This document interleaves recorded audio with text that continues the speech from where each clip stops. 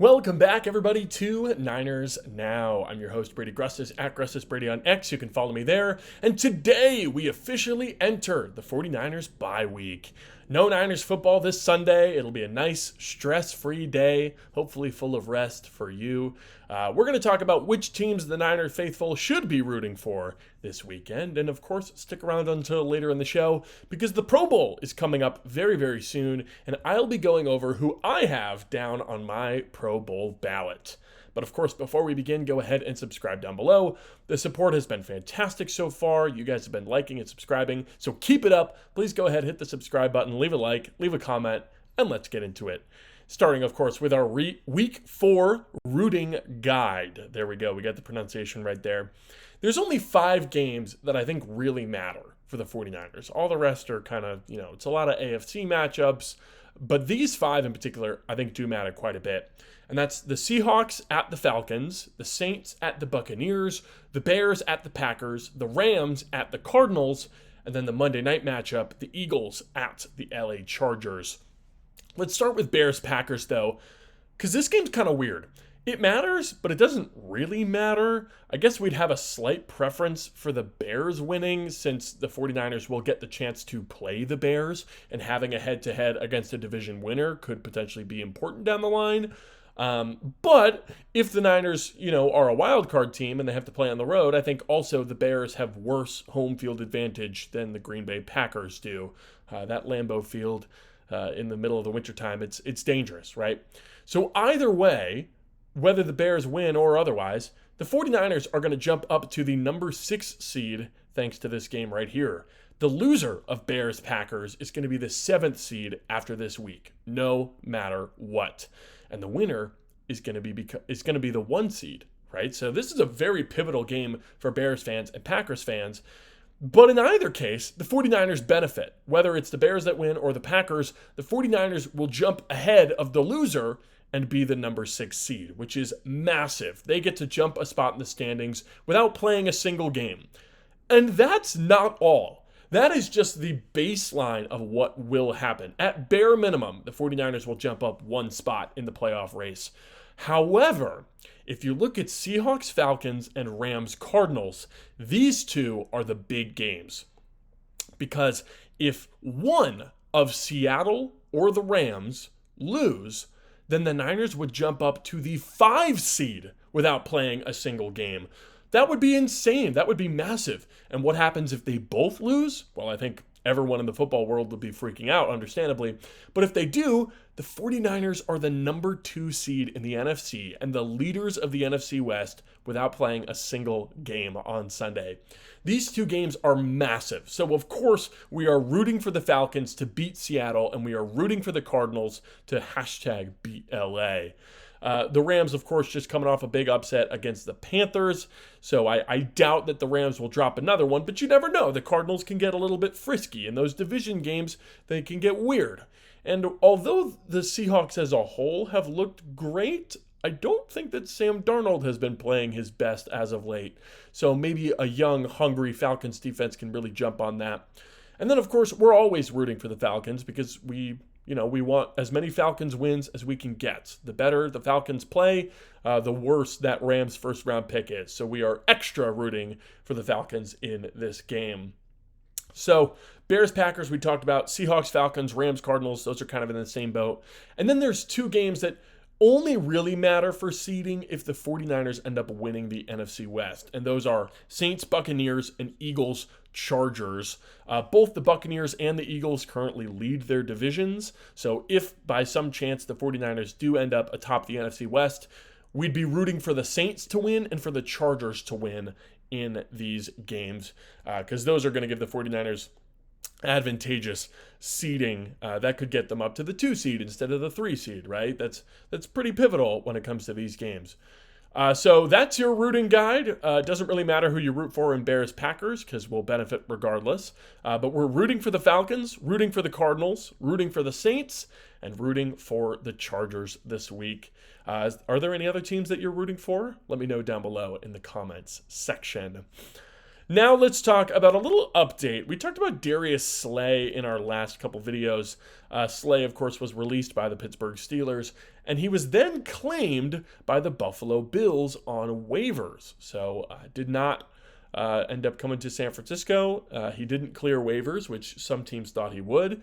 There were multiple claims in for Darius Slay. There was the Bills, of course, who ended up claiming him officially.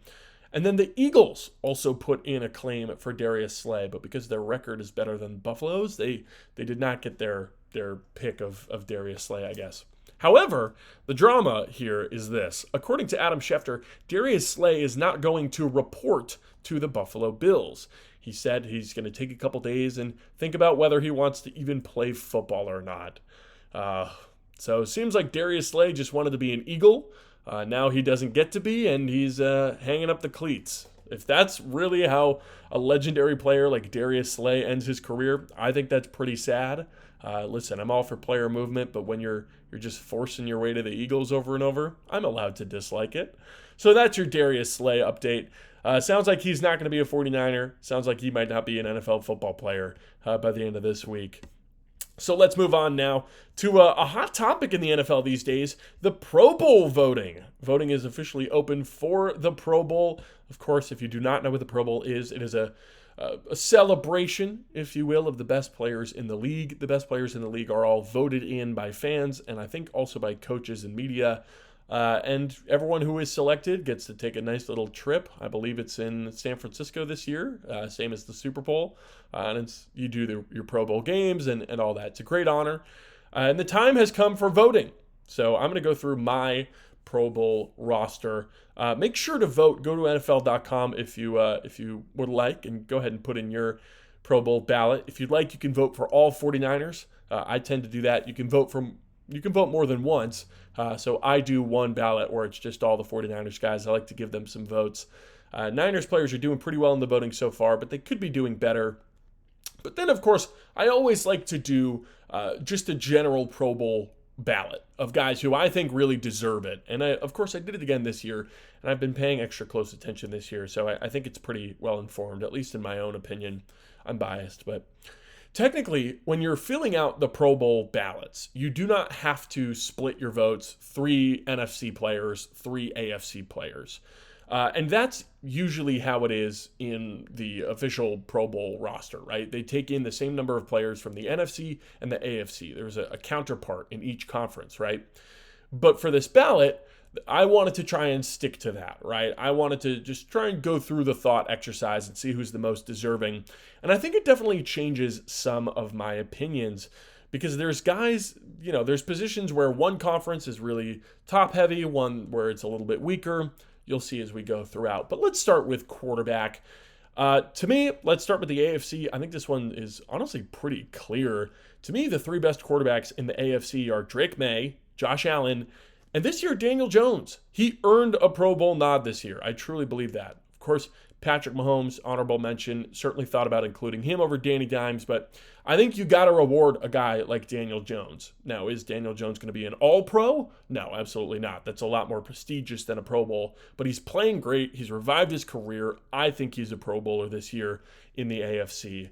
Lamar Jackson hurt, banged up. Justin Herbert, I thought about, but I went with Daniel Jones over Herbert. And then for the NFC, Matthew Stafford, Dak Prescott, and Baker Mayfield. Thought about Jalen Hurts, thought about my guy Mac Jones, but I decided I think this is, pretty fair, I would say. I'd take all these guys over players like Jordan Love or Jared Goff or even Caleb Williams at this point. I think Stafford, Prescott, Mayfield, that's a pretty solid trio. Now moving on to running back. Running back in the NFC was really hard, actually.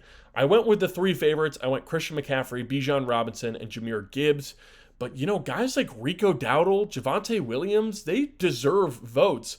And it's really just unfortunate for them that they're buried in a really tough NFC conference. Same with a guy like Josh Jacobs. He's having a good year, but he's just not as good as those top 3. I think those might be the 3 best running backs in the NFL if you exclude the first guy in my AFC, Jonathan Taylor. So for the NFC, I have CMC, Bijan, Jahmyr Gibbs. And then for the AFC, I've got Jonathan Taylor, James Cook and Devon Achane. This was a pretty easy one for me. Those guys are all balling out. Thought about Derrick Henry, but I'm going to go with Achane on this one.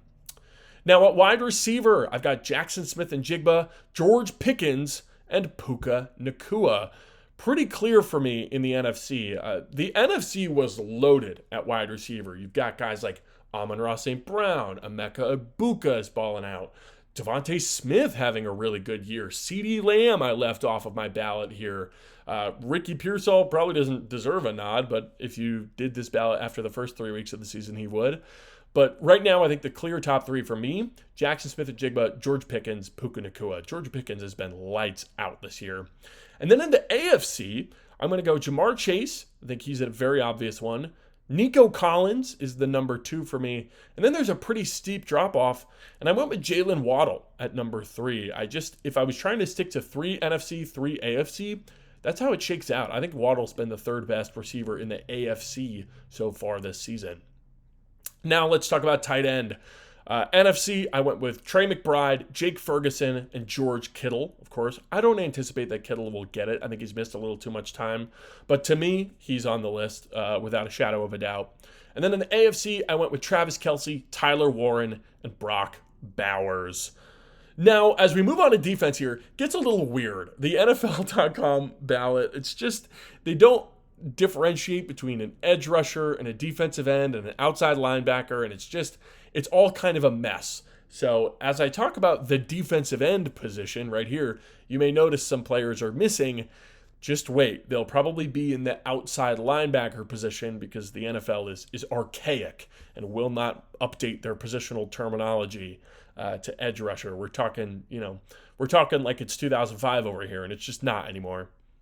So at defensive end, for the AFC, I went with Myles Garrett, of course, Max Crosby, and Will Anderson Jr. of the Texans. Also thought about including Danielle Hunter here. Did not make the list for me. And in the NFC, I've got Micah Parsons, Aiden Hutchinson, and then the Seahawk, DeMarcus Lawrence. I think he's having a real Pro Bowl year. He's been outstanding really the entire season. He's one of their best defensive players. So I think he's earned that Pro Bowl nod, and that's coming from a Seahawks hater here. Speaking of, we've got another Seahawk here in the defensive tackle section. Byron Murphy is my first defensive tackle. He's been balling out, at least in the NFC section. And then we've also got Derek Brown of the Carolina Panthers and Vita Vea from the Buccaneers. And then in the AFC, I went with Jeffrey Simmons, Zach Allen, and Malik Collins, former 49er. Unfortunately, I don't think he'll make the Pro Bowl because I'm pretty sure his season ended with an injury against the 49ers. Really sucks for Collins. He was having a great season for Cleveland. But if it were up to me, he would have made the Pro Bowl, right?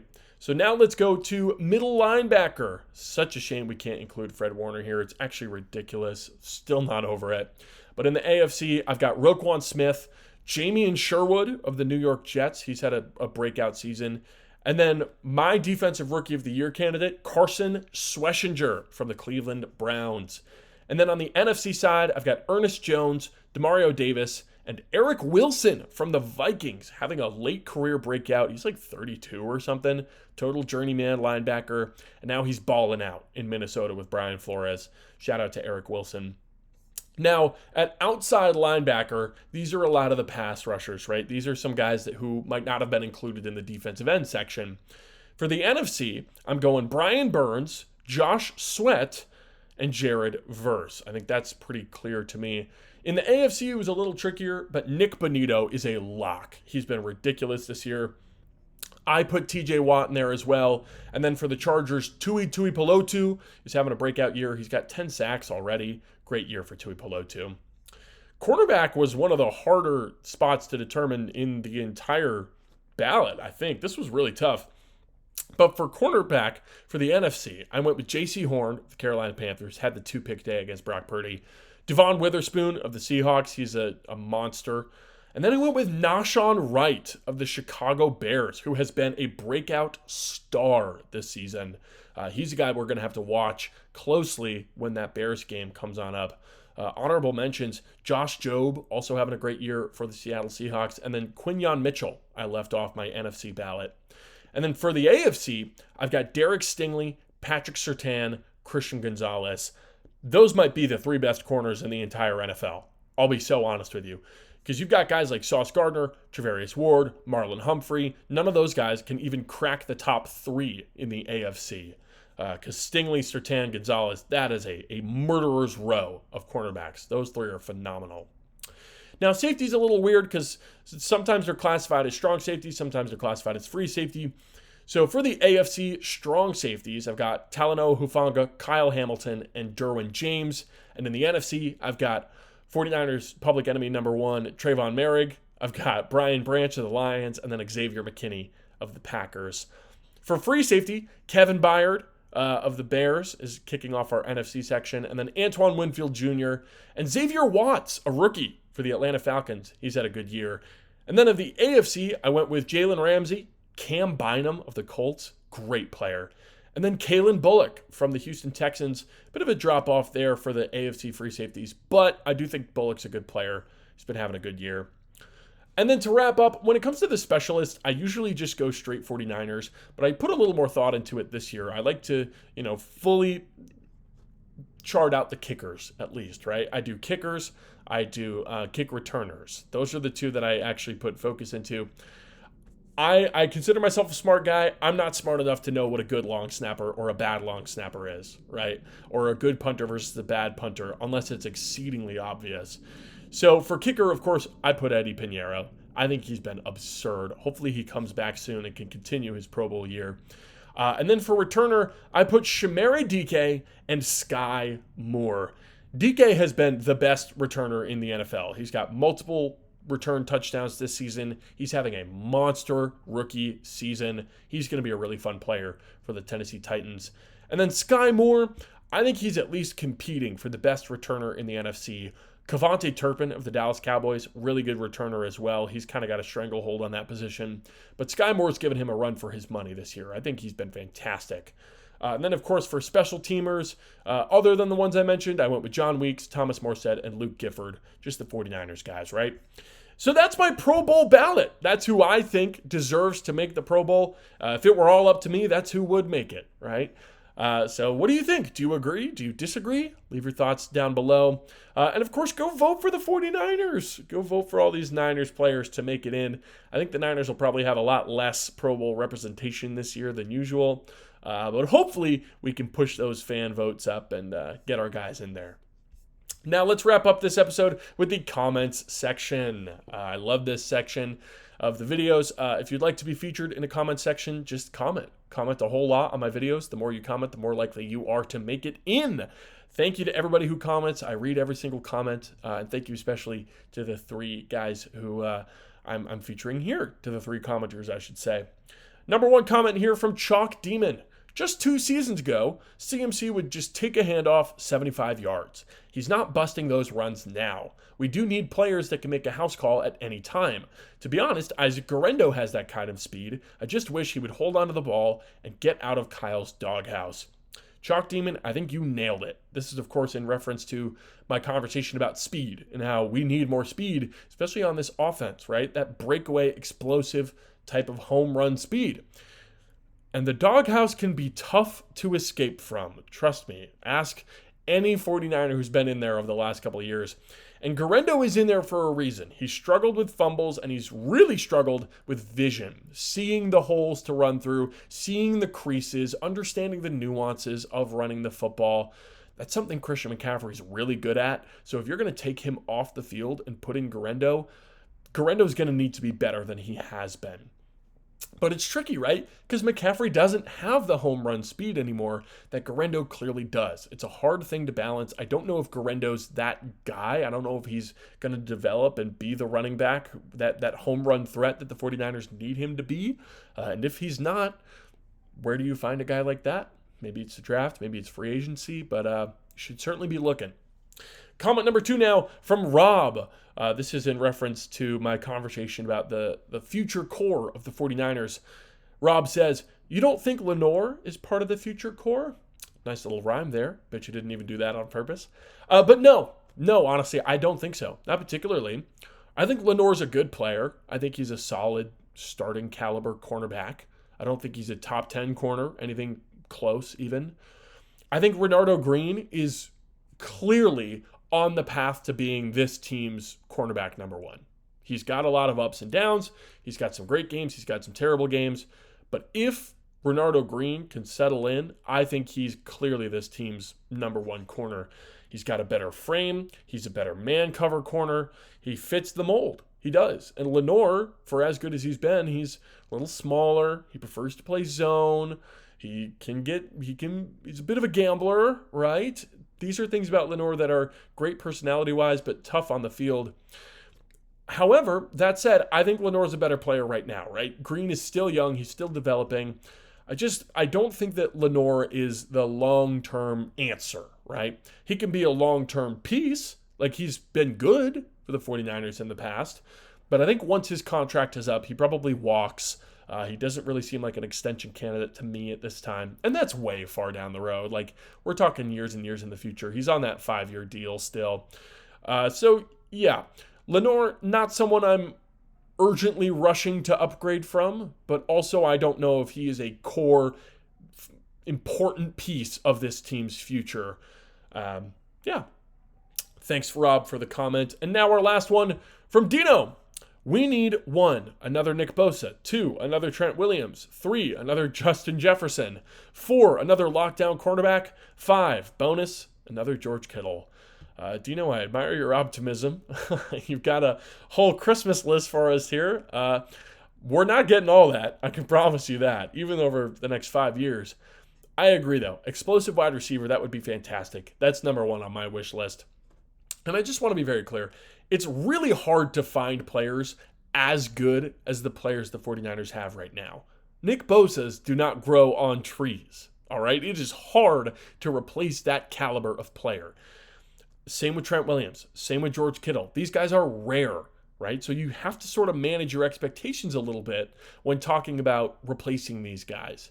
Of course, you want stars and you want superstars and guys who can be dominant. And I think that you can find some players who can be dominant, right? But you can't just one-for-one replace all of these superstars with players as talented as them. No one can, because they just don't exist, right? If there was another Trent Williams out there, I bet the 49ers would have probably drafted him. And also, I kind of disagree about corner. This is going back to the Lenoir point as well. I think having 1 to 2 good cornerbacks is really enough on this defense. I don't think you need to draft a corner top 5 or spend 2 first-round picks on Sauce Gardner. I think this defense, this style, this scheme, it's more predicated on the front 7. That's the backbone of the defense.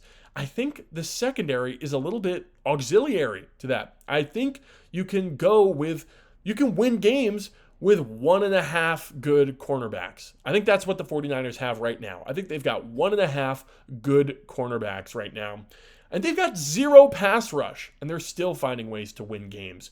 So imagine how good that secondary is going to look when you do have some real pass rush, right?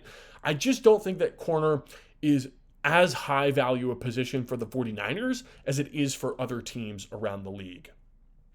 So that wraps up this video, folks. Which 49ers do you think will make the Pro Bowl? Make sure you go to the NFL website and vote. Of course, let me know in the comments who you think will make it, who you voted for. Let me know if you enjoyed this episode. Leave a comment, leave a like. Let me know if there's any topics that you'd like to see me cover. Thank you all for watching, and subscribe for 49ers videos 5 days a week. I'm Brady Grustas, at GrustasBrady on X. This has been Niners Now, and I'll see you next week.